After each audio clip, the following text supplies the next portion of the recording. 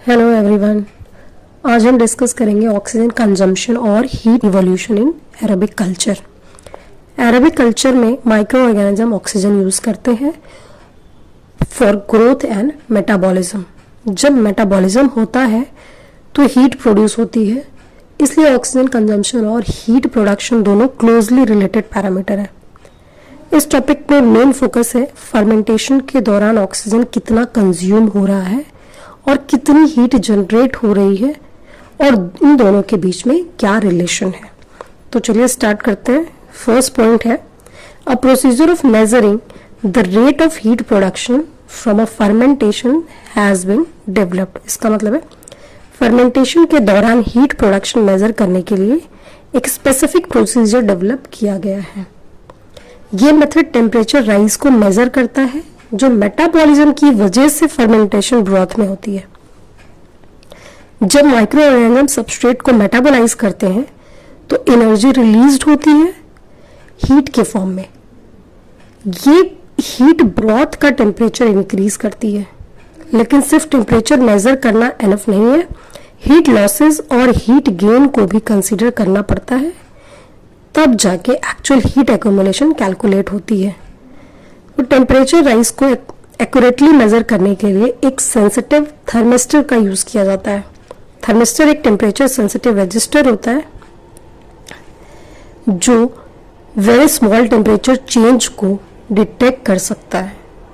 इस टेक्निक से पता चलता है कि heat production rate directly correlate करता है ऑक्सीजन कंजम्पशन रेट के साथ। मतलब अगर ऑक्सीजन कंजम्पशन ज्यादा है तो मेटाबॉलिज्म फास्ट होगा और हीट प्रोडक्शन भी ज्यादा होगी। नेक्स्ट स्लाइड में ऑक्सीजन कंजम्पशन और हीट प्रोडक्शन के बीच जो प्रोपोर्शनैलिटी कांस्टेंट है वो ग्रोथ रेट से इंडिपेंडेंट होता है, लेकिन ये थोड़ा सा सबस्ट्रेट पर डिपेंड कर सकता है और शायद ऑर्गेनिज्म टाइप पर भी डिपेंड कर सकता है। ये कोरिलेशन बहुत इंपॉर्टेंट है क्योंकि इससे हम प्रेडिक्ट कर सकते हैं कि माइक्रो ऑर्गेनिज्म मेटाबॉलिज्म से कितनी हीट इवॉल्व होती है, और ये डेटा इंडस्ट्रियल फर्मेंटर्स में हीट रिमूवल सिस्टम डिजाइन करने के लिए यूजफुल होता है। फर्मेंटर में जो एयर सप्लाई होती है उससे ऑपरेटिंग टेम्परेचर पर वाटर से सैचुरेट किया जाता है। एयर को इम्पेलर के जस्ट नीचे इंट्रोड्यूस किया जाता है जिससे प्रॉपर मिक्सिंग हो सके। गैस की सैचुरेशन डिग्री मेजर करने के लिए वेट बल्ब और ड्राई बल्ब टेम्परेचर मेजर किया जाता है by using copper constant and thermocouple. Temperature control करने के लिए हॉलो बेफल्स के थ्रू हॉट या कोल्ड वाटर सर्कुलेट किया जाता है। Now the next slide. इस स्लाइड में फर्मेंटर सेटअप के स्कीमेटिक डायग्राम को दिखाया गया है। तो मेजर कंपोनेंट इसमें होते हैं saturation column, fermenter vessel, sparger, thermistor recorder, carbon dioxide analyser and oxygen analyser. ये सब कंपोनेंट मिलाकर ऑक्सीजन कंजम्पशन और हीट जनरेशन को मेजर करते हैं। Now move to the next slide. Oxygen and carbon dioxide measurement.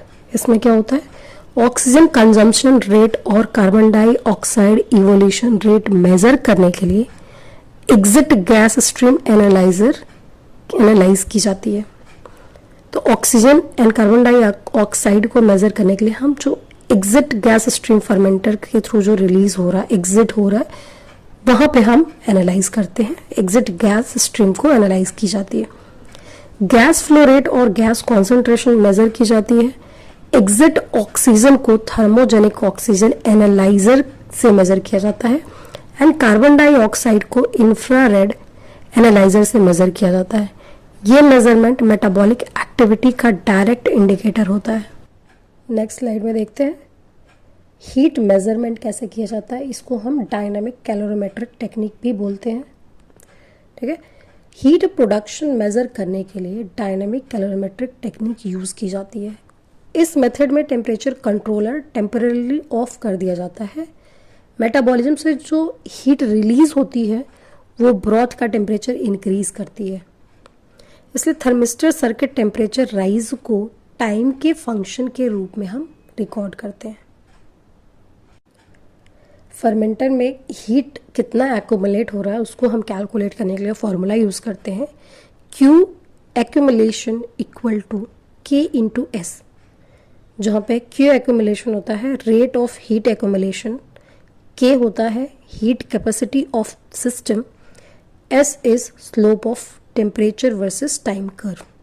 Slope basically temperature rise का rate होता है। हीट कैपेसिटी यानी कि K को कैलकुलेट करने के लिए हम दूसरा फॉर्मूला यूज़ करते हैं, तो K इक्वल टू होता है M into c p broth plus M into c p glass plus M into c p steel, जहाँ पे M मास है और c p specific heat capacity है। सिस्टम के हर कंपोनेंट जैसे कि ब्रॉथ, ग्लास और स्टील का हीट कंट्रीब्यूशन भी ऐड किया जाता है। हर एक कंपोनेंट कितना हीट कंट्रीब्यूट कर रहा है उसको हम कैलकुलेट करते हैं।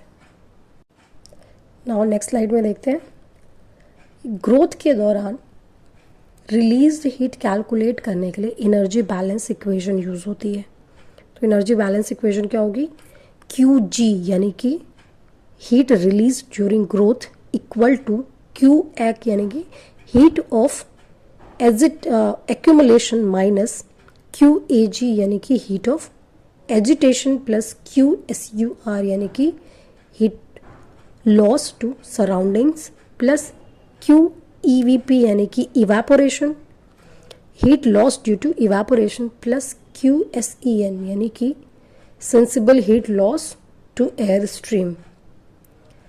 इन सब सारे टर्म्स का जो यूनिट होता है किलो कैलोरी पर आवर में हम इसको एक्सप्रेस करते हैं। ये फॉर्मूला डायरेक्टली आपके एग्जाम में आ सकता है, क्वेश्चन पूछ सकता है यहाँ से कि आप एनर्जी बैलेंस इक्वेशन यूज करके कैसे आप हीट को कैलकुलेट करोगे। वी अंडरस्टूड कि एरोबिक फर्मेंटेशन में ऑक्सीजन कंजम्पशन और हीट प्रोडक्शन का स्ट्रॉन्ग कोरिलेशन होता है। हमने देखा कि कैसे थर्मिस्टर, गैस एनालाइजर और डायनामिक कैलोरीमेट्रिक टेक्निक यूज़ करके मेटाबॉलिक हीट कैलकुलेट की जाती है। ये कॉन्सेप्ट इंडस्ट्रियल बायोप्रोसेस डिज़ाइन और हीट रिमूवल सिस्टम के लिए एक्सट्रीमली इम्पॉर्टेंट है। तो अगर कोई भी डाउट हो आप कमेंट कर सकते हैं। Thank you.